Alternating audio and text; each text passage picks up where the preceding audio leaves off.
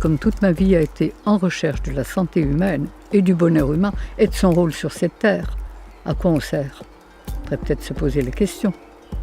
Si chacun faisait ce qu'il a à faire, parce qu'on est tous uniques et magnifiques, et on a tous quelque chose à faire sur cette terre, et l'important c'est que chacun fasse ce pourquoi il est fait et qu'il aime le faire. Et c'est à la portée de tous les êtres humains.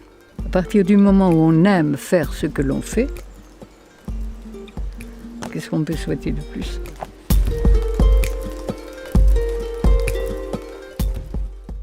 Quand on ne sait plus ce qu'on a à faire et qu'on cherche ce bien-être, qu'on a l'intelligence et la force pour le faire, on fait des affaires. Mais les affaires, ça ne marche pas généralement pour le bien de tout le monde. C'est juste pour son propre compte, même au détriment des autres. Quand on ne sait pas, on sert ce qu'on croit. On croit que notre situation, on croit que l'argent, on croit l'amour, on croit le sexe, on a des croyances, mais ce sont des croyances en pleine illusion qui ne nous apportent pas la totalité de ce qu'on attend. Ce qu'on a élu comme princesse absolue, la suprême rentabilité. Mais on n'a plus conscience aux véritables richesses de la vie. Et on n'achète pas tout avec l'argent. On achète une maison, on n'achète pas un foyer. On achète des médicaments, on n'achète pas la santé. On achète des plaisirs, on n'achète pas le bonheur. On fabrique son enfer et ses souffrances, parce qu'on est inconscient, on est ignorant, comme la pensée crée et attire tous les éléments auxquels nous pensons, eh bien, nous attirons tout ce que nous pensons négativement et nous faisons de notre vie une vie de souffrance, de frustration, de misère et de maladie et de guerre. C'est l'enfer. Et on cherche, parce qu'on n'est pas heureux. Et la souffrance et la maladie sont là pour nous réveiller. C'est le voyant rouge qui s'allume. Et plus on souffrira, plus on va chercher, on va se dire... Alors on va accepter dans un premier temps ce qui nous est proposé, mais au bout de quelques temps, on se rend compte que ça ne marche pas. Donc à l'heure actuelle, le monde entier est en train de chercher et se rend compte qu'il y a autre chose.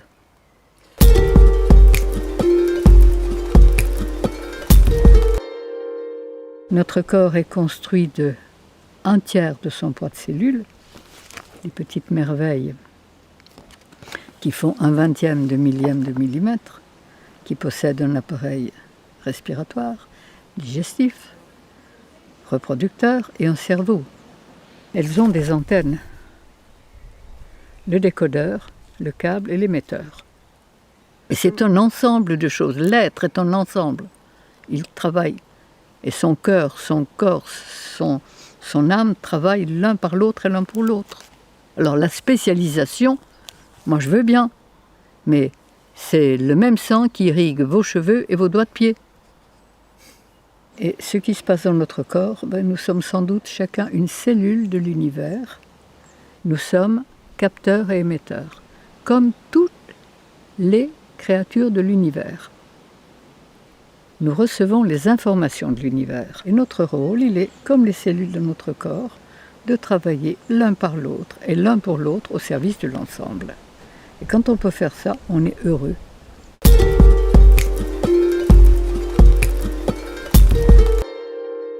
Nous recevons les informations de l'univers. Et ce que les religions ont appelé Dieu, qu'on peut appeler l'intelligence de la vie, qu'on peut appeler comme on veut, il a établi des lois de fonctionnement pour chaque créature. Et la moindre des choses est de respecter ces lois de fonctionnement. À partir de là, on se rend compte que la nature nous a tout donné, absolument tout, pour faire de notre vie un paradis. On est guidé, on est téléguidé en permanence. Et si on est guidé par les forces de la vie, on ne peut que servir la vie. Qu'on soit dans le désert, qu'on soit au pôle Nord, on est bien partout. Quand on est bien intérieurement, et avec l'intelligence de la vie qui nous dirige, on est bien partout. Et plus on sert la vie, plus elle nous sert. Moi, je suis émerveillée tous les jours de voir, à mon âge, tout ce qui m'arrive de merveilleux. Et c'est tous les jours. Si c'est pas ça le paradis, moi.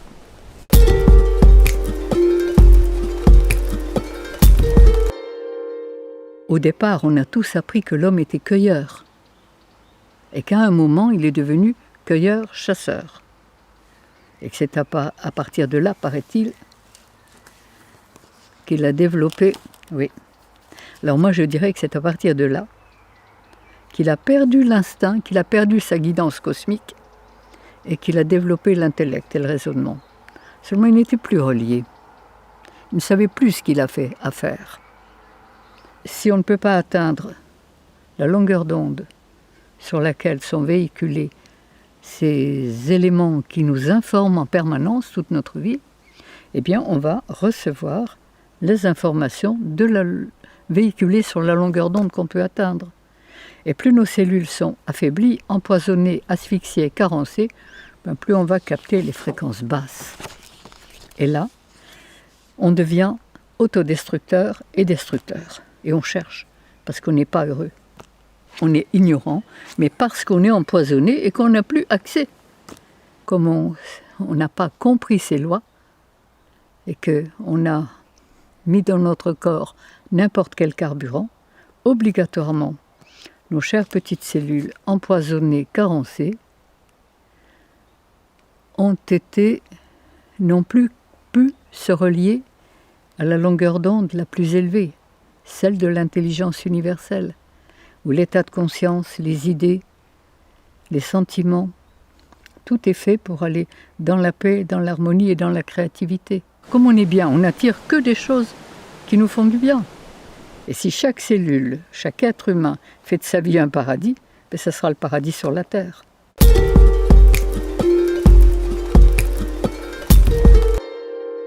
J'ai vu mourir très jeune 3 êtres chers, bien soignés comme on l'entend classiquement.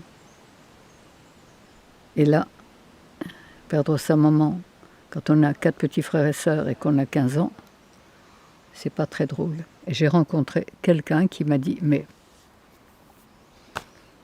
il y a 2 médecines, une médecine de santé, une médecine de maladie.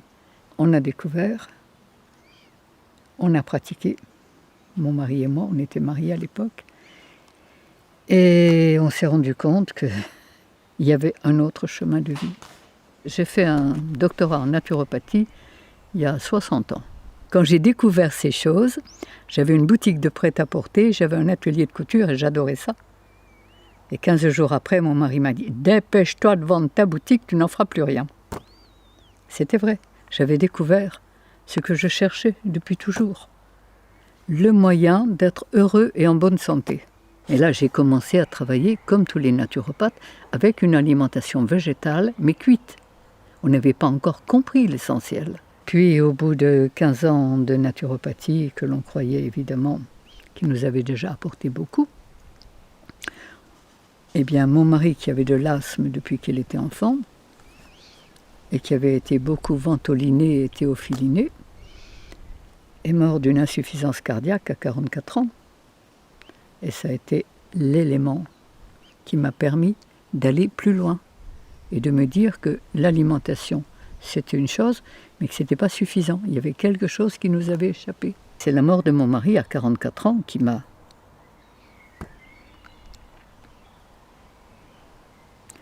permis, qui m'a obligé à chercher. Je me suis dit qu'on croyait tout savoir et en fait, pour mourir à 44 ans, il y avait quand même quelque chose qui n'était pas juste. Tous les jours, je dis merci à la vie de m'avoir fait passer par ces épreuves très difficiles pour m'obliger à chercher. C'est le hasard, c'est les lectures, c'est les rencontres, c'est l'information à travers tous les consultants que j'avais. Et quand on cherche, on trouve. Et j'ai trouvé un bout de chemin, puis un autre bout. Et puis, de bout en bout, j'ai rassemblé. Il y avait un autre chemin de vie, celui du respect des lois de la vie.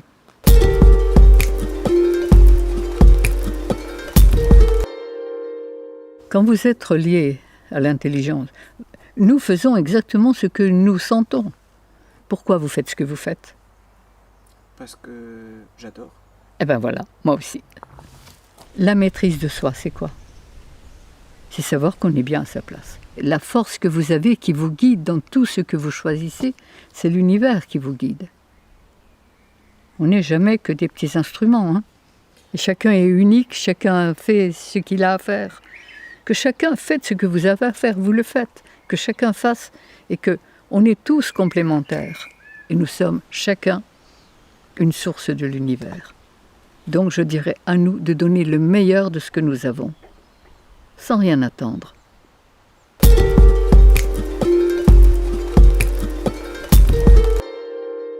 La santé est ce que nous avons de plus précieux. Et c'est la première chose, et c'est le point de départ de tout le reste. Toutes les déviations humaines ont leur racine dans l'alimentation qui n'est pas celle de notre système digestif. Et je me suis rendu compte qu'en mangeant des aliments vivants, ils pouvaient nous apporter de la vie. Étant donné que notre foie, le foie humain, a été conçu et construit pour digérer les fruits de la cueillette, et que le système, les fruits nous apportent l'énergie de l'air, de l'eau, de la terre, du soleil. Les fruits, c'est le sucre. C'est le carburant de notre système humain. Et quand on mange des fruits, on se rend compte qu'on n'a pas faim et qu'il faut en manger peu pour être rassasié. Si on n'avait donné que de l'herbe et du foin aux vaches, ces pauvres bêtes n'auraient été ni malades et encore moins folles. Et c'est exactement pareil pour les hommes. S'ils donnaient à leur corps les aliments qui sont faits pour son système digestif, pourquoi les hommes ont changé leur alimentation? Pourquoi ils ne sont pas restés cueilleurs et qu'ils sont devenus cueilleurs-chasseurs? Quand vous avez une voiture au diesel, vous ne la faites pas marcher au super. Et pour moi, le péché originel, c'est la cuisson de nos aliments. Mais on a tellement l'habitude à cette nourriture qu'on n'imagine pas pouvoir s'en passer. Pourtant, quand on découvre tout ce qu'on peut faire avec des végétaux, avec des légumes, avec des graines germées, avec des fruits, c'est absolument infini. Et c'est créatif et c'est délicieux au maximum. Et c'est très nutritif. Et quand je vois la transformation psychologique et émotionnelle de tous les gens qui ont changé d'alimentation, qui ont nettoyé leurs humeurs, c'est plus les mêmes. Ils changent de vie et en fonction de ça, les maladies disparaissent. Et qu'elles soient psychologiques, qu'elles soient émotionnelles, qu'elles soient physiques.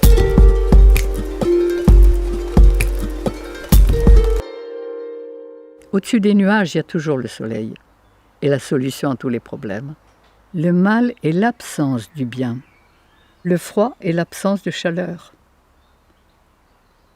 On ne combat pas le froid, on met de la chaleur. L'obscurité est l'absence de lumière. On ne combat pas l'obscurité, on met de la lumière. On ne combat pas la maladie, on refait la santé et les maladies disparaissent. Je me suis rendu compte que toutes les maladies sont guérissables. Maladie, ça veut dire quoi? Ça veut dire que quand notre corps crie au secours, quand il est en état de souffrance, c'est qu'il veut se libérer, c'est qu'il veut expulser, éliminer des résidus qu'une nourriture qui n'est pas faite pour lui lui a inculqués. Il faut refaire une véritable philosophie de santé, de bien-être. Et je veux faire, et j'ai l'intention, et nous avons l'intention, de faire des éducateurs de santé.